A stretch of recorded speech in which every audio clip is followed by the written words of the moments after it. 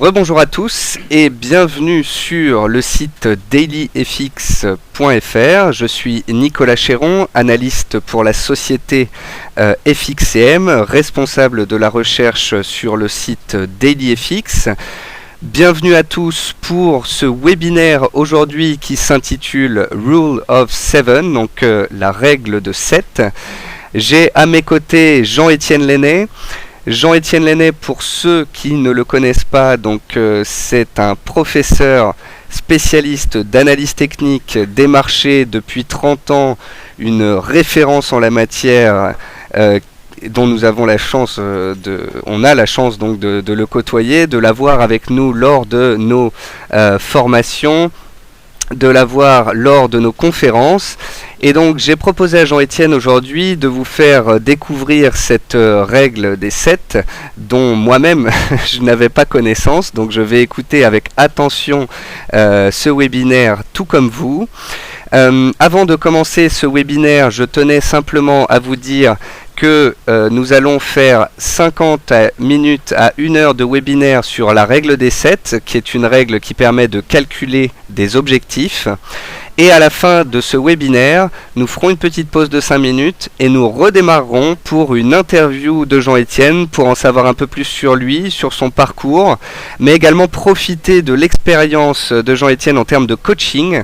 Il a vu, je pense, dans toute sa carrière, beaucoup plus de clients que moi, et donc on parlera des travers habituels des traders particuliers, mais surtout également de comment les corriger.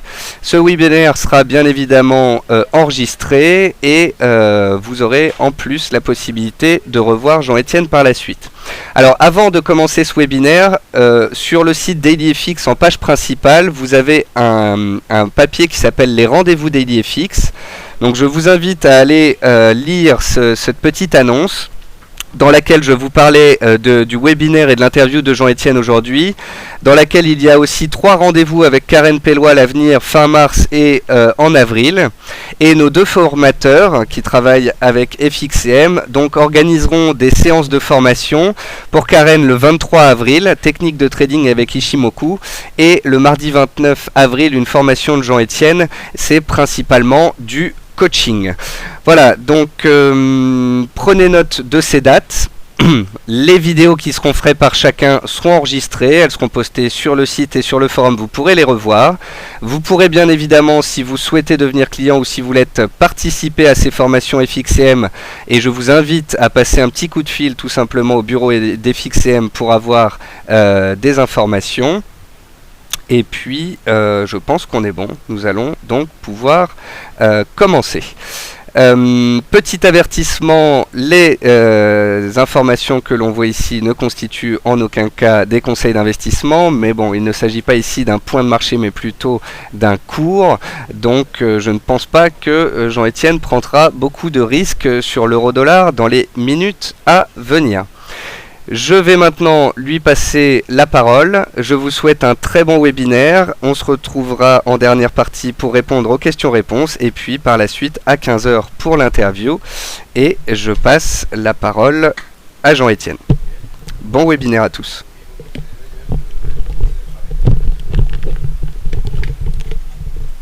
Bien. Voilà. Donc...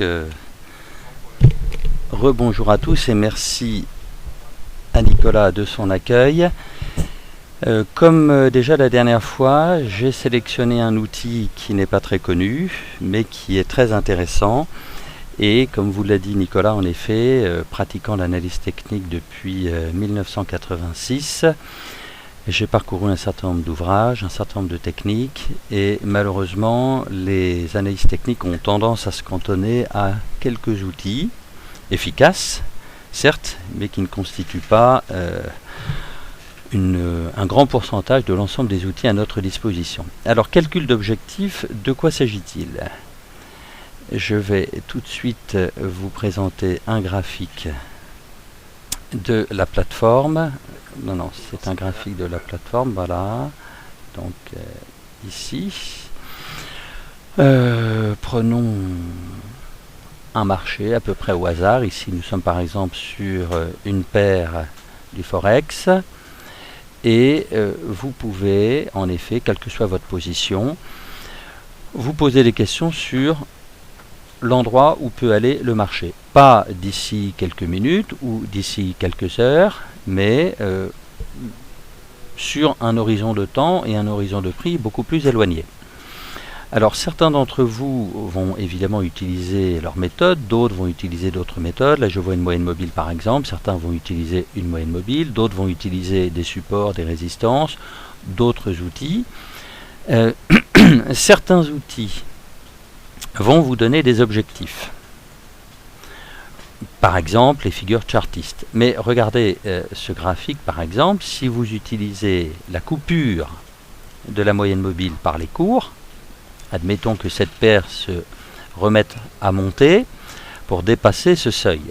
Est-ce que la coupure de la moyenne mobile vous fournit un objectif? Bon, la réponse est connue, non. Donc si vous jouez cette coupure, vous allez devoir mettre un stop puisque vous êtes quelqu'un de prudent, mais n'ayant pas d'objectif, vous serez bien en peine d'avoir un ratio espérance de gain sur risque de perte qui soit un ratio objectif. Est-ce que le marché va aller ici, va aller ici, va aller ici? Ah, là déjà, j'utilise une technique d'objectif qui sont des niveaux de support et de résistance, mais qui n'ont rien à voir en quelque sorte avec mon outil. J'ai une coupure, puis après j'ai d'autres outils qui viennent se surajouter. Ça, c'était avec la moyenne mobile. D'autres outils comme les indicateurs techniques, comme les enveloppes et les plus connus que vous connaissez pour la plupart d'entre vous, les bandes de Bollinger, de la même façon, donnent rarement des objectifs. Et c'est un point important pour l'opérateur que d'avoir une idée précise où le marché peut aller. Alors, ce que nous allons voir, c'est justement l'une des techniques. Ça n'est pas la seule, je répète, mais c'est l'une des techniques. Ici, je vais toujours rester sur ce marché parce que c'est celui qui était sur la plateforme que met à ma disposition Nicolas. Comme ça, vous voyez que je ne prépare pas un cas particulier où l'outil que je vous présenterai comme par hasard fonctionnerait magnifiquement. Non, je travaille absolument sur ce que l'on me propose. Ici, donc, la paire dollar australien, dollar américain. Le marché baisse et ici, est-ce qu'il peut remonter? Donc vous connaissez un premier outil très connu qui s'appelle les retracements. Vous avez ici ajouter Fibonacci et vous savez que vous pouvez ajouter donc des outils qui vont vous dire que si le marché a baissé tout au long de ce mouvement que je dessine, alors il peut remonter en s'arrêtant à certains niveaux. Ce qui est un petit peu moins connu, c'est qu'est-ce qui se passe si le marché remonte plus haut que le début de cette oscillation. À ce moment-là, toujours avec les ratios dits de retracement, on va avoir un outil qui s'appelle expansion, ou en fait, en français, ça serait plutôt extension. Mais il est toujours accolé au terme de Fibonacci. Alors, je n'ai rien contre le marchand italien de la ville de Pise, puisqu'en fait, son vrai nom, c'est Léonard de Pise. Il faut savoir qu'il est quand même mort en 1250, donc le trading sur les devises à cette époque était assez restreint. Mais déjà, dans les ratios de retracement et d'extension, Fibonacci n'est qu'un cas particulier. Il a d'autres familles, les ratios de Dow et les ratios de Gann.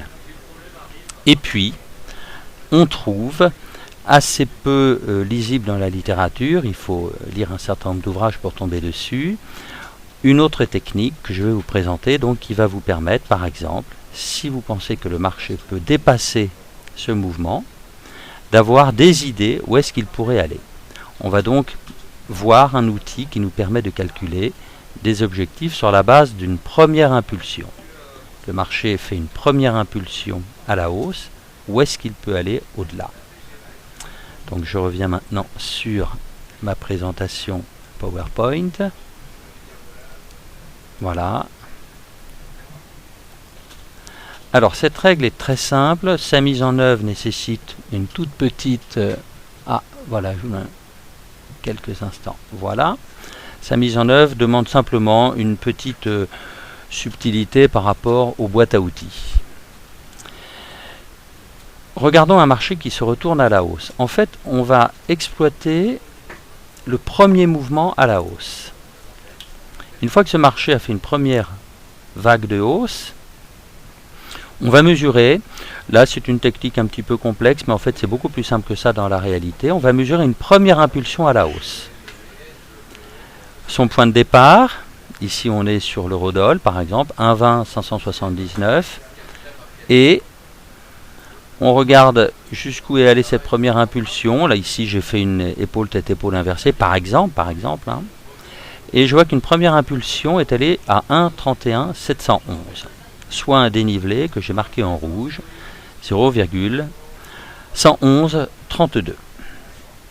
Eh bien, je vais me servir de cette première impulsion à la hausse pour déterminer des objectifs selon la règle des 7. Pourquoi 7 ? Parce qu'en fait, la hauteur de la première impulsion, je vais la multiplier à chaque fois par 7 divisé par un chiffre qui va varier 4, 3, 2, 1. Si je multiplie par 7 quarts, c'est-à-dire 1,75, j'obtiens mon premier objectif. Si je multiplie par 7 tiers, c'est-à-dire 2,33, j'obtiens mon deuxième objectif. Et ainsi de suite. 7 demi, 3,5, j'obtiens mon troisième objectif. 7 divisé par 1, quatrième objectif. Mais les hauteurs précises, c'est vraiment si vous êtes sur un marché très très dynamique. Sinon, attendez-vous plutôt à aller au premier, au deuxième et au troisième objectif. Alors ce sont des constats qui sont statistiques, c'est-à-dire des constats qui ont été faits très souvent. Vous savez que les analystes techniques se contentent de constater des phénomènes récurrents en partant du principe qu'il y a en permanence des événements économiques, des événements politiques, des événements micro, macro, des événements qui affectent les opérateurs. Donc nous, on se contente de regarder la résultante de tout ce qui affecte les acheteurs et les vendeurs.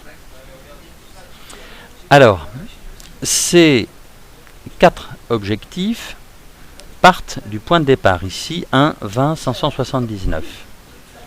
Et je vais multiplier la hauteur par ces 4 ratios, 1,75, 2,33, 3,51, et ça va me donner le dénivelé pour aller à l'objectif. Voyez par exemple le premier calcul, objectif 7 quarts, je prends 1,20 579, et je prends la hauteur de mon impulsion fois 1,75 qui me donne 1,406. On va voir en bleu après pourquoi je vous ai fait un calcul très proche.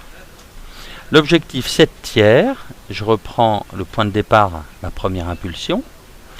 Je prends toujours le dénivelé de cette impulsion, multiplié par 2,33, puisque c'est 7 tiers, et ça me donne 1,4651 qui serait un deuxième objectif. Et ainsi de suite pour 7 demi. Comme c'est une application du calcul, je me suis arrêté à faire 7 quarts, 7 tiers et 7 demi. Alors maintenant, pourquoi est-ce que je vous ai mis un deuxième calcul en bleu ? Eh bien ça en fait c'est dû à nos outils que nous utilisons. Quand vous utilisez les outils d'une plateforme, en fait les informaticiens, eux, ils calculent l'objectif non pas au point de départ de l'impulsion, mais à partir du point d'arrivée. C'est-à-dire que, voyez-vous, au lieu de faire 1,75 par rapport au point de départ, ils vont me donner un calcul à partir du point d'arrivée de mon impulsion. Et donc, je ne dois pas rajouter 1,75, mais seulement 1,75 moins 1, c'est-à-dire 0,75. Et c'est ce 0,75 que je vais utiliser dans la plateforme, lorsque je vais régler la plateforme pour faire ce calcul. On le fera ensemble, vous allez voir. Donc de la même façon, 2,33, ça serait si je partais du point de départ. Comme le calcul se fait à partir de l'arrivée 1,31 711, je vais donc calculer simplement un dénivelé de 1,33, c'est-à-dire 2,33 moins 1. Et ainsi de suite pour 3,50, je vais me contenter d'additionner 2,50. Donc passons tout de suite à un cas particulier, comme ça vous allez voir comment ça marche. Alors, voilà donc une première petite impulsion à la hausse sur donc le dollar, la paire dollar australien, dollar américain. Et je me pose la question, où est-ce que le marché pourrait aller? Donc, vous avez cet outil, ajouter un nouveau Fibonacci. Vous prenez le plus simple qui est l'outil dit main libre, freehand, et vous parcourez l'oscillation de base, c'est-à-dire à peu près, vous constatez que cette oscillation, par exemple, s'est arrêtée ici. Voilà. Peu importe comment vous posez l'outil, c'est juste pour mesurer. Voilà la fameuse boîte à outils dans laquelle vous pouvez, si vous préférez, effacer en fait tous les ratios qui préexistent déjà. Vous ne gardez que les ratios négatifs, puisque Fibonacci c'est un outil de retracement, donc ça veut dire que je retracerai cette hausse en descendant. Comme moi je vais aller de l'autre côté à la hausse, ce sont donc des ratios négatifs. Et vous allez les recalculer. Alors, le premier que nous avions, c'était, on a vu, 0,75. Donc, je vais mettre ici, je double-clique, vous voyez que je peux changer ce calcul, et je mets 0,75. Vous validez par entrée, il est mis, je clique, comme ça il va pouvoir s'afficher. Le deuxième, notre deuxième ratio, c'était 1,33. Voyez-vous, 1,33, le deuxième. Donc, ici, alors, on va changer un petit peu plus de choses. Je vais avant la virgule mettre le 1, je supprime le 0, et au lieu de 382, je tape 33, je valide par la touche entrée, puis je coche afin qu'il se mette. Et le troisième, c'était 350, hein, donc 7 divisé par 2, 350 moins 1 égale 250. Donc, je vais ici double-cliquer, mettre le 2 avant la virgule, j'enlève le 0, et mettre 50, 0. Voilà, je valide par la touche entrée, ma boîte est prête, je clique sur OK. Alors pour qu'on les voit bien avec une autre couleur, je vais changer leur couleur, comme ça on est certain qu'on va bien les reconnaître, qu'on ne va pas se laisser influencer. Alors moi, j'ai l'habitude de travailler red, green, blue à 255, mes étudiants sont habitués à cela. S'il y en a un qui m'écoute, il ne sera pas déçu. Et voilà donc les ratios. Le premier, 0,75, il apparaît ici. Le deuxième, 1,33, il apparaît ici. Et le troisième, il doit être encore plus haut ici. Ça signifie quoi? Ça signifie que cette toute petite impulsion à la hausse, statistiquement, si le marché confirme le scénario haussier, ça je n'en sais rien, mais s'il confirme son scénario haussier, je sais alors que cette hausse atteindra d'abord cet objectif, puis cet objectif, puis celui-ci. Si c'est une toute petite hausse, celui-ci. Si le marché est un peu plus nourri, celui-ci. Et un peu plus nourri, celui-ci. Ça veut dire que cette première impulsion, statistiquement, c'est la première impulsion d'un mouvement qui va à ce seuil, ou à ce seuil, ou à ce seuil. Lequel des trois, je ne sais pas. Seulement, cette technique me fournit des seuils qui, là encore je répète, statistiquement, se sont révélés régulièrement atteints. Et c'est ça qui est important. Donc vous voyez, le moins devant m'indique à chaque fois que cette impulsion, je ne l'ai pas retracée, auquel cas les informaticiens veulent un coefficient positif, mais comme on est allé dans le même sens, c'est une convention, on aurait pu prendre la convention inverse, j'ai mis un moins, voyez-vous. Et pour ne voir apparaître que mes seuils, j'ai effacé tous les autres ratios, sinon j'aurais obtenu quelque chose de très confus et je n'aurais rien pu voir. Voyez-vous? Donc voilà un cas particulier. Bien sûr, ici je reprends ce marché, je vois que cette paire est en train de baisser depuis ce seuil. Je pourrais me poser maintenant la question, si le marché poursuit sa baisse, où peut-il s'arrêter? Et je constate une première impulsion baissière. Et donc, peut-être que cette première impulsion baissière va être poursuivie par un mouvement qui va aller beaucoup plus bas. Nous pourrions donc poser les extensions à l'aide de la règle des 7 en prenant ce point de départ et cette arrivée comme première impulsion. Ça serait la même chose que ce qu'on a fait ici, mais exactement dans l'autre sens. Je suis en train de vous expliquer simplement comment fonctionne l'outil. Donc par exemple, je vais enlever un certain nombre de tracés qui me compliquent un peu la vie. Je pense que je peux les enlever a priori. Voilà, donc c'est simplement pour nous simplifier la vision. Sinon, on finira par ne plus rien voir. Voilà, et on va poser ces retracements. d'un nouveau style, donc à partir de cette première impulsion. Donc je reprends mon outil, toujours main libre, et encore une fois, ce qui me suffit simplement, c'est de dessiner un trait vertical qui va du point de départ au point d'arrivée de la première impulsion.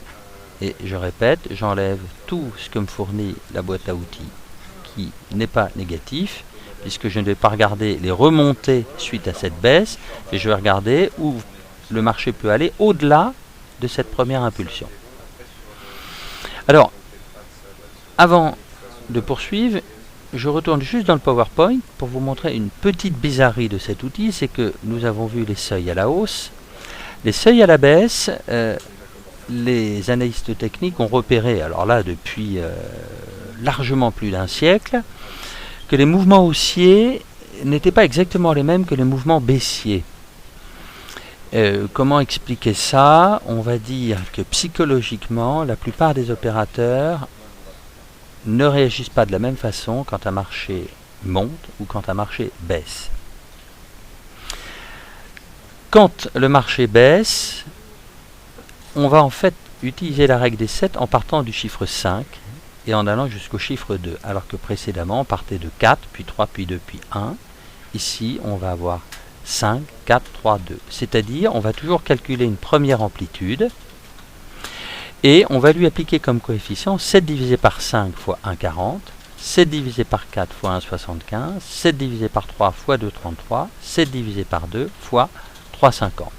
Là, par exemple, j'avais fait un calcul récemment sur le DAX 30, et donc on trouvait sur le DAX 30 le fameux sommet de 9733, une première impulsion à 9069, on avait donc 664 points de baisse, c'est une petite erreur dont je vous prie de m'excuser, c'était 64 points, voilà. 664 points d'amplitude à laquelle on va appliquer successivement 1,4 comme coefficient multiplicateur, et ce dénivelé, ce nouveau dénivelé, on va le soustraire du sommet, voilà, pour obtenir un premier objectif à 8803. Et dans notre logiciel, toujours pareil, on ne pourra pas partir de ce point de départ, on ira à partir du point d'arrivée de l'impulsion. Donc je retire 1 qui a déjà été parcouru, il me reste 0,40 à parcourir. Donc voyez-vous, au lieu de l'appliquer à 9733, je l'applique à 9069. Rassurez-vous, le logiciel vous permet quand même de faire ça plus facilement. Simplement, vous n'utilisez pas 1,40 mais 0,40. Pour cette quart, qui donne 1,75, pareil, vous enlevez 1 et vous utilisez simplement 0,75. Pour cette tiers, au lieu de 2,33, on va utiliser 1,33. Et je ne vous ai pas fait cette demi, tout simplement parce que mon PowerPoint n'allait pas plus bas. Donc je vous laisse le soin de compléter par vous-même, mais le calcul est le même, ça sera 2,50 au lieu de 3,50. Revenons par conséquent maintenant à notre boîte à outils. Donc nous avons dit 1,40, je double-clique et je vais mettre ici 0,4, puisque 1,40 moins 1, ça fait 0,4, et je valide. Ensuite, j'ai dit que j'allais appliquer 1,75, c'est-à-dire 0,75. Donc, je recommence, vous double-cliquez, vous saisissez 0,75, vous tapez Enter, comme ça, ça rentre bien dans la boîte de dialogue, et ainsi de suite. Et le troisième seuil, on a dit qui est donc 2,33 moins 1, soit 1,33. Je double-clique, je vais devant la virgule, je tape 1, je supprime le 0, et 33 pour être très précis. Ça change pas grand chose, mais ça fait toujours plaisir. Voilà, 1,33. Je vais les mettre en bleu de façon à ce qu'on les voit nettement. Donc, je désature à 0 les deux autres couleurs. Voilà, à condition de le faire correctement. Et ici, 255. OK.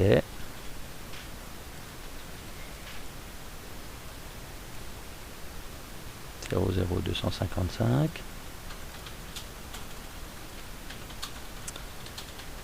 Alors, un petit souci de mon ordinateur qui se coince. stratégiquement. Et voilà qu'on vient m'aider pour sortir de cet ordinateur, voilà, coincé. Donc, ah, voilà, c'est ça. Il voulait un nombre entier, donc c'est pas très grave.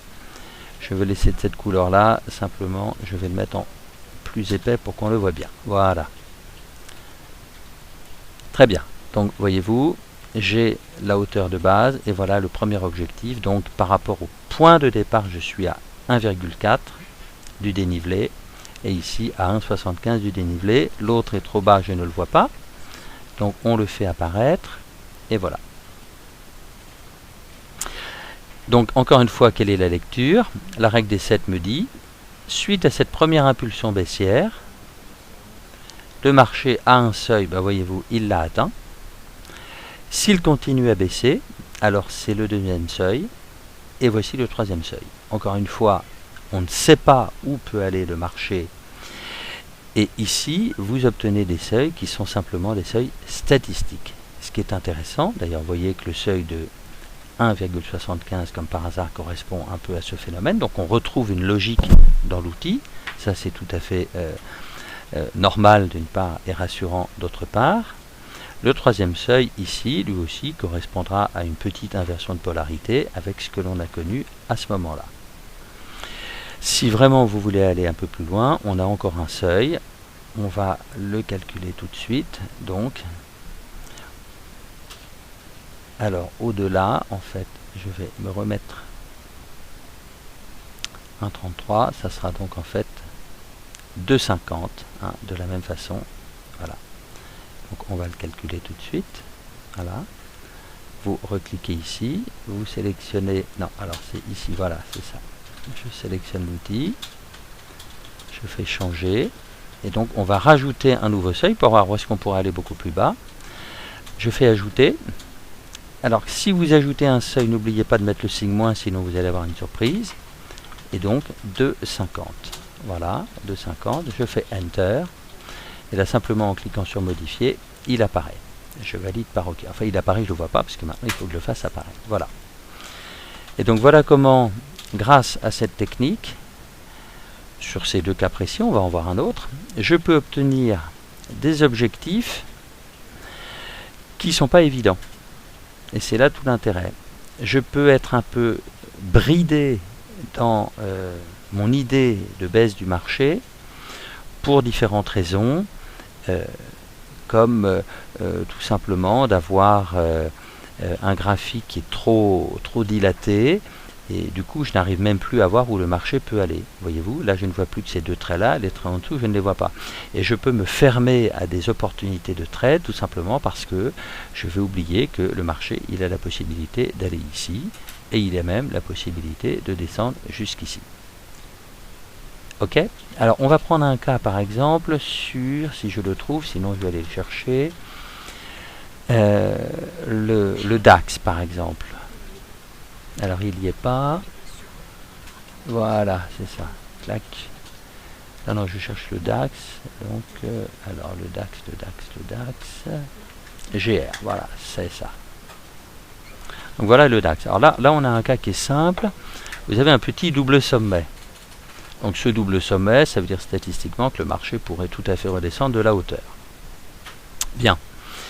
Vous voyez que ça serait quand même un petit peu dommage, si vous avez raison et que vous shortez le marché suite à ce double sommet, de n'attraper qu'un mouvement qui vous mettrait aux alentours de 8005, si derrière le marché se met à chuter à 7000. Ah, ça fait partie des trades les plus pénibles.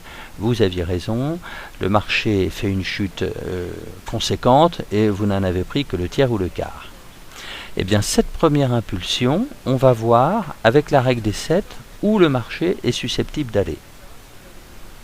Donc, là encore, Fibonacci freehand. Là, alors techniquement, on prend souvent la deuxième. On part pas du plus haut, on part du deuxième. Ça, c'est une habitude historique que l'on trouve décrite dans la littérature. Alors, mon outil est parti, donc je le remets. Fibonacci, voilà. Voilà donc cette impulsion baissière. Et je vais maintenant, là encore, rentrer les calculs. Toujours, si vous voulez faire les choses proprement, vous enlevez tous les autres facteurs et vous revenez ici. Donc on a vu que le premier facteur c'était 1,4, moins 1, c'est-à-dire 0,4 en extension.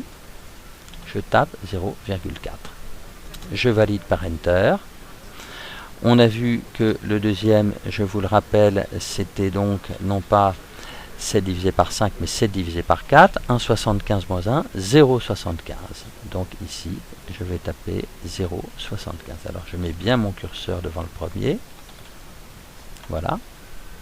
Je valide par Enter. Et enfin, je vais mettre le troisième. Donc on a vu que c'était 2,33, c'est-à-dire 7 divisé par 3. 2,33 moins 1, puisque je pars de la fin de ma première vague. Et donc, je clique. Alors attention à bien taper le 1 avant la virgule. Et 33, 33. Voilà. Donc là, vous allez obtenir donc ces 3 seuils suite à une toute petite impulsion. Attention, ceci est une toute petite impulsion, donc forcément, vous n'obtenez que ces 3 seuils. Si vous voyez le marché remonter et repartir à la baisse, au lieu de prendre cette petite impulsion-ci, oui, non, en fait, l'habitude veut de ne pas partir, je réponds à ma voisine Karen, en fait, l'habitude veut de ne pas partir du premier sommet, mais vraiment, on va dire, du deuxième sommet, quand on a un double sommet. Ça, c'est... oui, mais ça revient au même, ça revient au même. Là, je suis parti comme ceci, les retracements auraient été vers le haut, donc l'extension sera bien de l'autre côté. Donc là, en effet, il s'agit d'une extension pour voir où le marché peut baisser. Bien sûr, c'est une toute petite impulsion. Si par exemple, arrivé par ici, le marché remontait et repartait à la baisse, vous reporteriez tous ces calculs suite à la nouvelle impulsion, puisque tout ceci ne me donne qu'un mouvement qui ne va pas très loin, on va qu'à 8250, et le seuil d'en dessous était un peu plus bas, par rapport à un marché qui, comme vous le voyez, vient de beaucoup plus bas. En revanche, sur ce même DAX, vous pouvez vous poser la question, mais où pourrait aller le marché à la hausse? Voyez-vous, l'outil fonctionnant dans les deux sens, de nous donner des objectifs lorsque c'est très difficile de calculer des objectifs. Eh bien, vous pouvez prendre dans cette énorme latérale depuis donc, le début des années 2000, beaucoup d'opérateurs se sont dit, lorsqu'on a cassé ce fameux seuil au-dessus de 8000, ici vous avez une chute assez brutale puisque la littérature, va dire, non pas la littérature, mais quelques conflits entre certaines banques et certains traders vous racontent ce qui s'est passé par ici. Donc en effet, on a eu une énorme butée. Le marché a franchi ce seuil autour de 8100. Où peut aller le marché à la hausse? Et bien de la même façon, vous pourriez prendre cette impulsion, prendre toute cette impulsion et calculer des extensions selon la règle des 7. Et nous allons voir, encore une fois, si le marché ne veut pas baisser, ce n'est pas à nous de décider, mais où pourrait aller le marché à la hausse. Donc c'est exactement la même logique. Je n'ai pas d'objectif, où peut aller le marché à la hausse. Donc je vais parcourir cette première vague et calculer ces objectifs à la hausse. Donc je prépare ma boîte à outils. Et ici, à la hausse, attention, on part de 7 quarts directement, donc 1,75. Et je vais donc ici mettre 75. Voilà. Ensuite, on a 1,33. Enfin, 2,33 moins 1, c'est-à-dire 1,33. Donc je vais mettre 1. Voilà, attends, non, c'est pas 2,22. On va taper sur la bonne touche. Valider par entrée. Voilà. Et ensuite, de la même façon, on va avoir 2,50. C'est tout à fait les mêmes, et vous vous souvenez, il y a juste un tout petit écart entre la hausse et la baisse. Donc, 2,50. Voilà, par exemple, on va mettre ces trois-là. Pour bien les voir, on va se mettre en rouge vif, et on va les mettre en très épais, histoire de ne pas les rater. Voilà. Donc voilà ce que nous donne la règle des 7. Alors, non, attention, là, il est en train d'en recréer un autre. Ça, c'est parce que je n'ai pas décoché ici. Voilà. Et maintenant... Alors, pourquoi est-ce que je n'arrive pas à baisser mon graphique? Alors, ça doit être de l'autre côté. Voilà.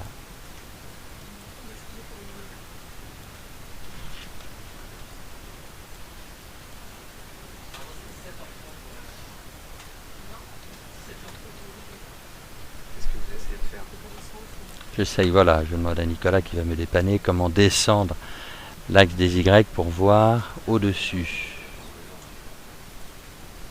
On va au-dessus. Oui, plus haut. J'ai un seuil qui est au-dessus. Tatiana, à l'aide. Voilà. C'est ce que j'essaye de faire en ce moment, tu vois, c'est pour ça que je me dis des fois ça va traverser le haut de l'écran. Voilà, donc vous voyez, on a déjà un seuil à 10 574.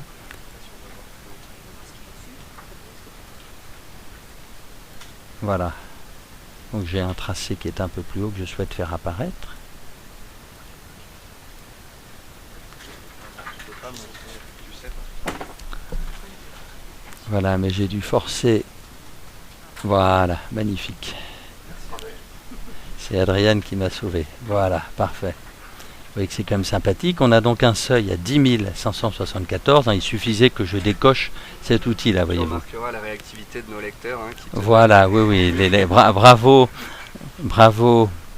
à celui d'entre vous qui me dit de désactiver l'autoscale, en effet. Donc un seuil à 10 574, un autre à 12 209. Et on en a encore un autre beaucoup plus haut à 17 583. Alors vous allez me dire qu'est-ce qui est capable de prendre position pour viser ce seuil-là. Alors je ne vous recommande pas d'entrer à l'instant T pour viser ce seuil-là. En revanche, et ça fait partie d'une de mes activités, pour des investisseurs beaucoup plus long terme, qui gardent des positions très longtemps parce qu'ils gèrent des capitaux qui ne sont pas en millions, mais qui sont en 3 zéros plus loin que le million. Donc pour des investisseurs institutionnels avec des portefeuilles extrêmement conséquents, eh bien il est important d'avoir des objectifs conséquents en termes de variation de prix. Et donc ça signifie que ce marché sortant de ce latéral, en effet, depuis, on va dire, les années 2000, nous sommes dans un énorme latéral. Eh bien, nous avons une vague d'impulsion, celle-ci. On aurait pu prendre celle-ci aussi. On a pris celle-ci. On aurait pu même prendre cette petite vague d'impulsion. En fait, nous arrivons à calculer des objectifs qui, sinon, sont assez difficiles à déterminer. Donc voilà, voyez-vous, trois seuils. 10 574, 12 909, 17 583. Alors, lorsque dans des séances de coaching, j'aborde quelles sont les différentes techniques pour capter des mouvements de cours, là, on étudie quels sont les effets de levier et les outils appropriés pour pouvoir viser de tels mouvements. Vous n'êtes pas forcé d'y aller avec un levier 1 en cash. Vous pouvez y aller avec différents effets de levier et donc différents outils pour viser ce genre de seuil à risque tout à fait contrôlé. Donc si je résume, ce qui est très intéressant dans la règle des 7, encore une fois, c'est sa simplicité. Une fois que vous avez calculé une impulsion, vous avez donc le dénivelé de l'impulsion, vous lui appliquez une série de mouvements qui se calculent à l'aide du chiffre 7. Dans le cadre du néo, 7 quarts, 7 tiers, 7 demi et 7, qui est encore une fois dans le cas d'un marché très dynamique. Mais encore une fois, dans le calcul simple, les auteurs à l'origine de cette technique partaient du point de départ, alors que dans les logiciels, on part de la fin de la première impulsion, puisque c'est le même outil pour les extensions et les retracements. Les informaticiens ne se sont pas cassés la tête, ils ont déjà fait un travail magnifique. Donc là, ils ont regroupé les deux outils en un.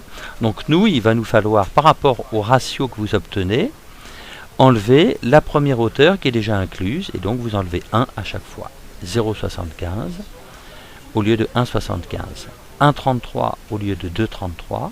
2,50 au lieu de 3,50. Évidemment, pour le dernier, au lieu de 7, qu'est-ce que je prendrais? 7 moins 1, 6. Et à la baisse, cette caractéristique intéressante, qui montre bien l'expérience des opérateurs, un mouvement baissier ne se fait pas tout à fait de la même façon qu'un mouvement haussier, ce qui est plus vrai pour les actions que pour le Forex, mais qui reste vrai aussi un peu pour le Forex. Vous allez partir de 5 et aller jusqu'à 2. Et donc vous allez obtenir des objectifs, une série d'objectifs qui vont se compléter à toutes les autres techniques. Voilà pour cette technique sortie d'ouvrages anciens, mais les marchés étaient rigoureusement aussi difficiles à cette époque que maintenant. Donc Nicolas, qui est à mes côtés, va me proposer quelques questions de façon à ce que je puisse répondre à vos questions.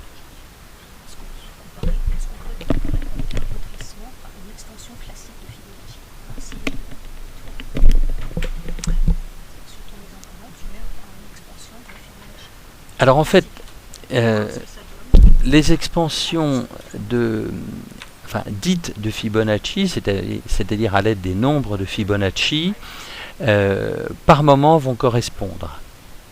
Pas tout le temps, par moment. De la même façon que si par exemple ici, avec cette petite vague d'impulsion, là j'ai pris cette grande vague d'impulsion, si j'avais pris une toute petite vague d'impulsion, les extensions de cette vague auraient pu correspondre à des retracements de la vague précédente.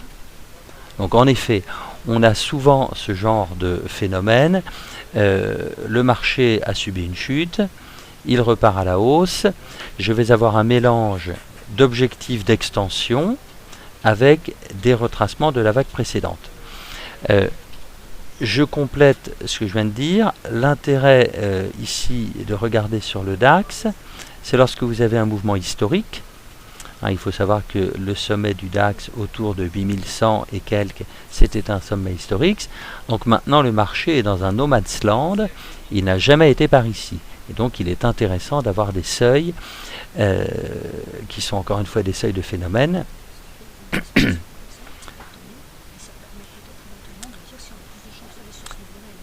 Alors en effet, Karen rappelle une technique qui est très connue pour les retracements, mais qu'on a aussi pour les extensions. J'ai pris cette vague. Si je prends cette vague, donc qui est aussi une impulsion à la hausse, je vais peut-être de temps en temps avoir des seuils qui vont se confondre. Ça va donner des congruences, pour reprendre le terme d'une analyste américaine, Caroline Boroden. Et c'est assez intéressant en effet quand on a plusieurs vagues d'impulsion, d'amplitudes différentes, mais qui vous donnent ce que j'appelle des rendez-vous de marché. Oui, ça c'est intéressant. Oui. Alors là je ne le fais pas parce que ça va alourdir, mais en effet ça vous pouvez le faire. Alors Nicolas est en train de regarder vos questions. Merci tout d'abord d'avoir été nombreux à poser des questions. Oui. Il y a quelqu'un qui, tu disais en début d'émission, en fait, donc comme la dernière fois, on a fait ceci, cela. Donc pour ceux qui n'auraient pas déjà vu les vidéos de Jean-Étienne, sachez que dans la partie du forum sur les conférences, il y a toutes les présentations que tu avais fait lors des conférences d'IDFX, et que le webinaire de la dernière fois a été enregistré et se trouve sur la chaîne YouTube. Donc je poserai tous ces liens-là sur le forum par la suite.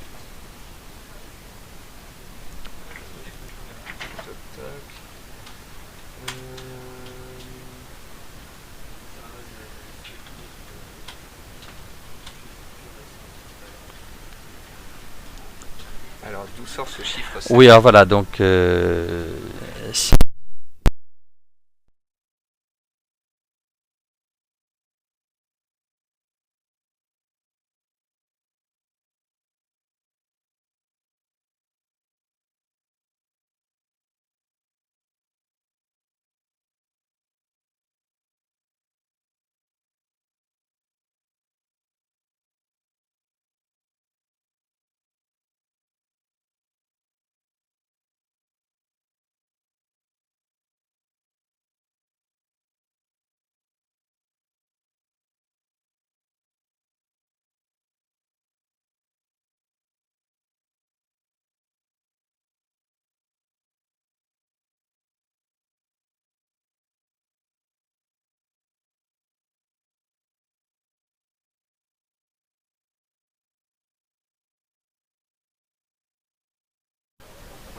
Ah, voilà, merci. Nicolas a remis le son et il est en train de vérifier. Ah, voilà, zut. Est-ce que ça relance là, Adrien? Non? Est-ce que vous m'entendez là? C'est reparti? Oui, c'est bon, voilà, pardon. Donc je reprends, j'ai une petite interruption, donc merci de votre patience à tous. Oui, donc le chiffre 7, c'est vraiment dû de l'expérience d'opérateurs qui ont fait ces constats. Donc il est toujours très difficile, c'est comme Fibonacci, de donner l'origine de Fibonacci. C'est certainement pas Léonard de Pise, mort en 1250, qui a pensé à ça. Lui, il a écrit en tant que marchand, fils d'un des plus importants marchands de la ville de Pise. Il était nécessairement fort en calcul et aussi en comptabilité, puisque c'est à cette époque-là que les Italiens ont inventé la comptabilité en partie double. Bon, les ratios de Fibonacci, ça date des années 50, et donc ça n'est pas Monsieur Fibonacci, Monsieur Léonard de Pise, pour l'appeler par son nom.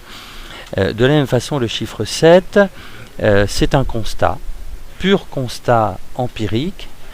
En revanche, je peux vous dire que ce constat est très régulièrement validé.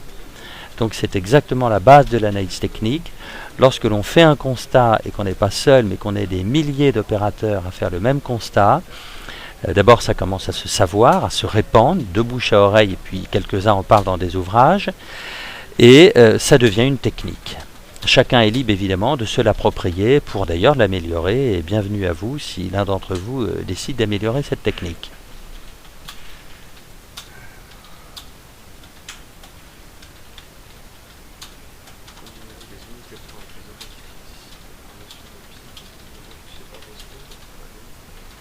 Alors déjà, pour la démonstration... Oui, alors, pardon, l'un d'entre vous pose une question.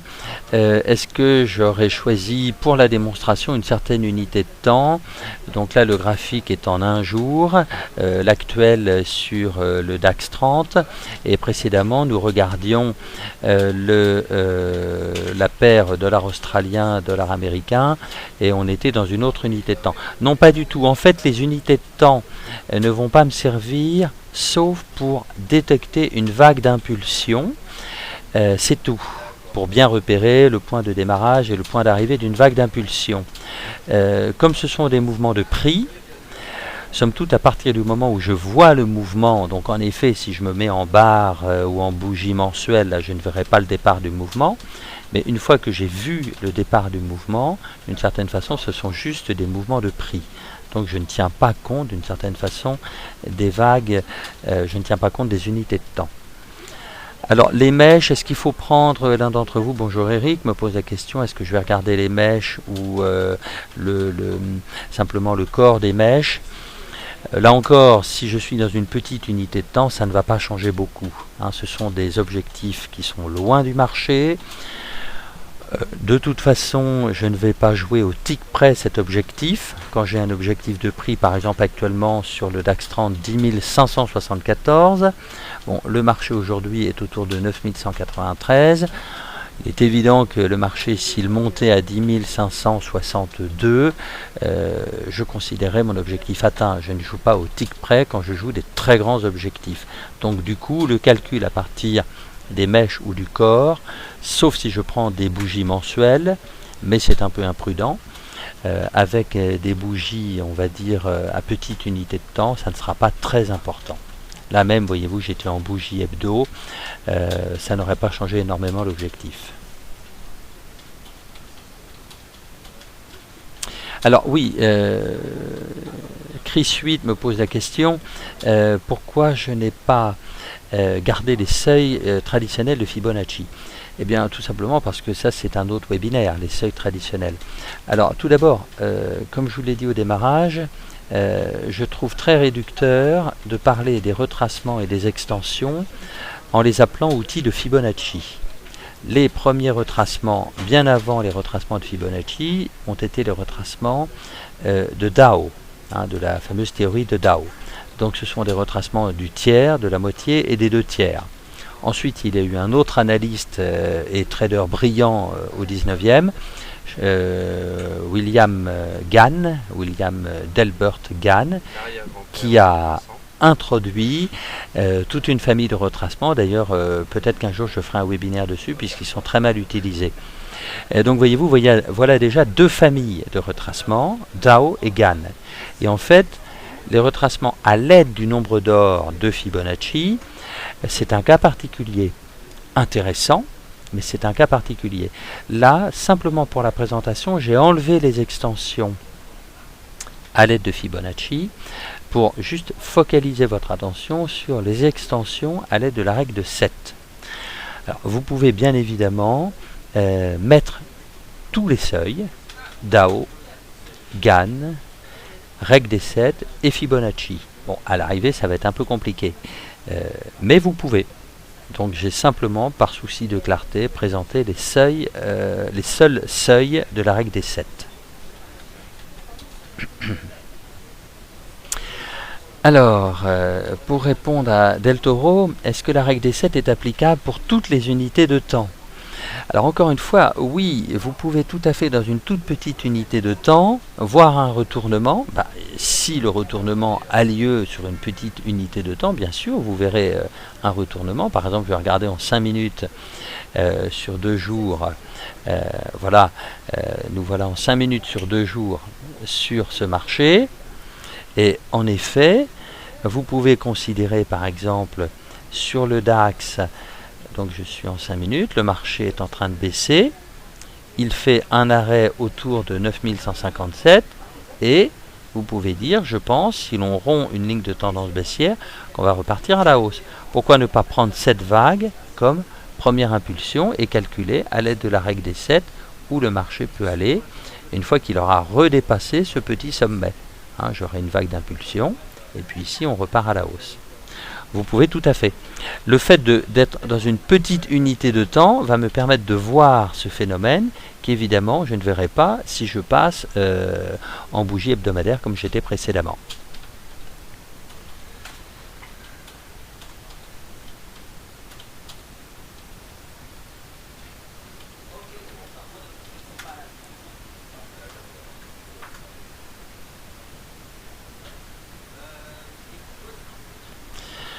Alors, voilà une question, je trouve assez intéressante parce qu'elle est complète, elle va peut-être même nous emmener un peu loin. Donc, merci Yvon pour cette question. Est-ce que je couple cette technique avec d'autres pour définir un objectif et confirmer éventuellement cet objectif? Oui, il est évident que par exemple, tout à l'heure, je vous parlais sur le DAX. Alors, je vais remettre le DAX, par exemple, en données hebdomadaires sur 10 ans. Bon, vous prenez le DAX en hebdo sur 10 ans, et je vous ai dit, le marché est en train de faire un magnifique latéral. Bon, voyez-vous.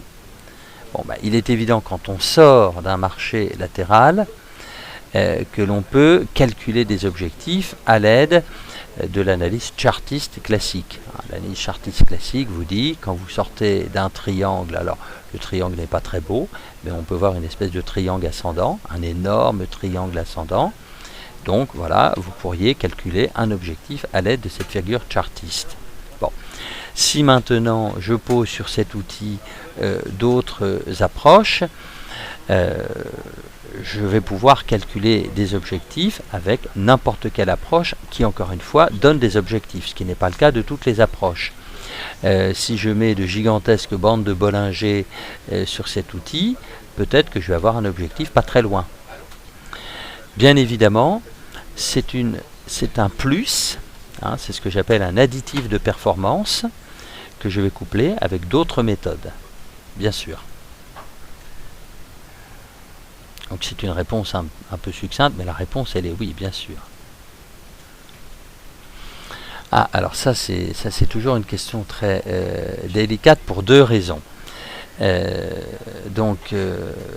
Alors Lolo31 me demande si je peux donner des probabilités de réussite de cette technique. Alors en analyse technique, on parle des méthodes. on indique comment les backtester, mais ensuite c'est à chacun de le faire. Je m'explique. Les probabilités, quand elles sont dans un ouvrage, elles ne sont valables que jusqu'à la date de parution de l'ouvrage. Après, c'est fini. Donc, je ne donne pas de probabilité, je les vends. Et comme ça n'a pas de prix, ça s'appelle du partage de profit. Excusez-moi d'être un peu sec sur le sujet, mais ça, c'est de l'économie. Si je fais du trading, je fais aussi un peu d'économie. En revanche, je suis prêt à vous apprendre comment backtester des statistiques. Ça, oui. Mais ensuite, vos statistiques vont dépendre d'énormément de choses. Ça va dépendre de la plage d'historique que vous considérez. Est-ce que vous backtestez sur 1 an, sur 5 ans, sur 50 ans? Ça va dépendre de votre horizon. Est-ce que vous avez regardé un seul marché ou 50 marchés? Donc ça devient très compliqué. Dans la littérature, on va vous dire tel outil est bon. On va vous dire tel outil, c'est mauvais, ça ne marche pas. Les coupures de moyenne mobile, on va vous dire attention, il ne faut surtout pas faire reposer une technique uniquement sur les coupures de moyenne mobile. Ça peut aller conjointement à d'autres outils. Mais on vous dira rarement il y a des statistiques. Alors je sais qu'il y a un ouvrage notamment qui circule sur les statistiques de certaines figures chartistes. Lisez-le très attentivement et vous comprendrez quelles sont les limites de ces statistiques. Mais si vous voulez backtester ces statistiques, si vous voulez qu'on parle des méthodes pour backtester et construire des statistiques, oui, là je suis tout à fait prêt à vous en parler, j'ai fait moi-même des travaux très lourds là-dessus. C'est une réponse de Normand, pour deux raisons. D'abord parce que je suis Normand, déjà ça justifie pas mal de choses. Et d'autre part parce que c'est la réponse la plus honnête que je peux faire. Si je vous donnais des statistiques, vous n'auriez aucune raison de me croire. Je pense que la question d'Aurélien est par rapport au sommet du DAX. Pourquoi on choisit la dernière impulsion obligatoire? Oui, alors la question d'Aurélien, en effet, ça c'est une question classique. Donc je pars de la dernière impulsion.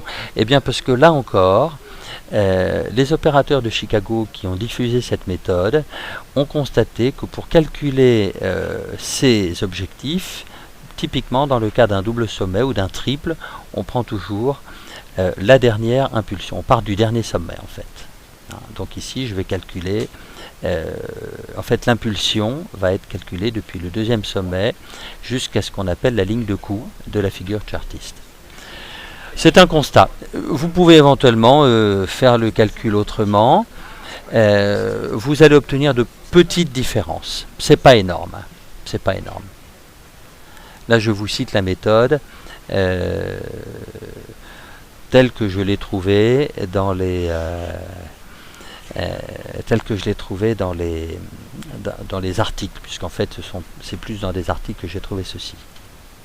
Voilà, le premier décompte c'est toujours pareil. C'est à partir du moment où vous pouvez détecter un retournement de marché net.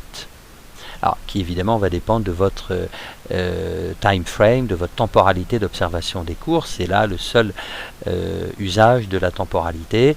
Si je suis en daily ou en 5 minutes, je ne vais pas lire les mêmes mouvements. Alors, une question de l'un d'entre vous. Donc désolé pour le pseudo, c'est un ensemble de consoles avec une seule voyelle. On utilise souvent la moyenne mobile à cette période, comme moyenne mobile courte. Je pense qu'il n'y a aucun lien entre ce chiffre 7 et le chiffre 7 de la règle des 7. Je pense qu'il n'y a absolument aucun lien. Là, la moyenne mobile, pour le coup, c'est tout à fait autre chose.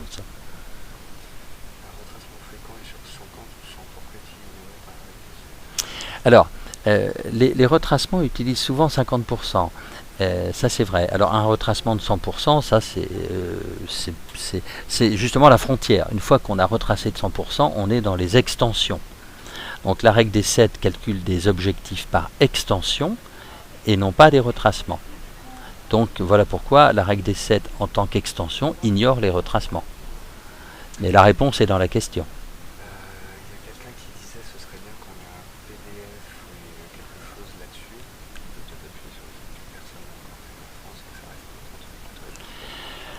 Alors un PDF, là je vais vous dire, si vous venez en coaching, je remets des PDF en coaching. Sinon, si vous voulez laisser circuler des PDF, bon, j'allais dire, vous le voyez déjà, je pense suffisamment précis. C'est très simple. Si vous re-suivez ce webinaire, ce dont d'avance je vous remercie. Quasiment vous aurez le PDF si vous voulez. J'ai été assez, je pense, lent pour bien vous montrer le mode de calcul. Parce que ça c'est important, il y a la petite subtilité. Les chartistes à l'origine, comme ils travaillaient sur papier, c'était des feuilles de papier millimétrées, c'était d'ailleurs magnifique. Bon, ils avaient le temps, donc la méthode se faisait avec 1,40 par exemple. 7 divisé par 5, 1,40. Dans les logiciels, c'est un tout petit peu différent, on fait 0,40. Voilà pourquoi j'ai pris bien mon temps pour vous présenter ceci. Voilà. Je rappelle sincèrement, attention, repérer un retournement. Je rappelle seulement, il faut bien repérer un retournement et prendre la première impulsion une fois que le marché est parti à la baisse. Quels sont d'après vous les problèmes ou défauts de cette technique ? Alors oui, ça c'est un point important que me pose Yvon. Quels sont les problèmes ou défauts de cette technique ? Alors tout d'abord, le premier défaut de cette technique, c'est de croire que c'est la seule technique. Ça, il est évident que si vous n'utilisez que ça, c'est exactement, je vais prendre un parallèle avec une technique que je pratique qui s'appelle l'alpinisme.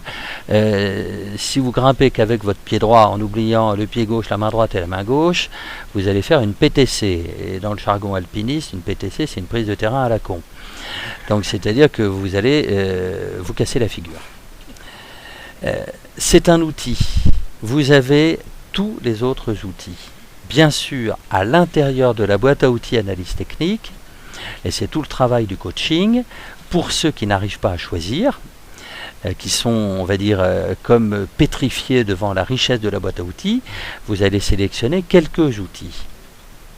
Il faut donc des outils qui vous permettent de lire le marché, il vous faut des outils qui vous permettent de qualifier la tendance, il faut des outils qui vous permettent de calculer vos stops, et il faut des outils qui vous permettent de calculer vos objectifs.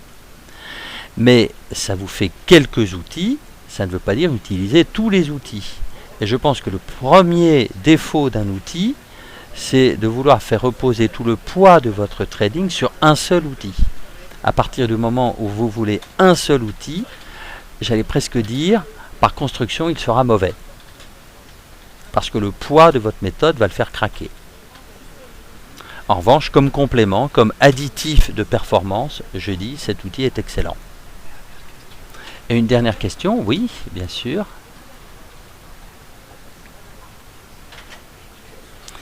Alors, quels outils marchent le mieux avec la règle des 7 ?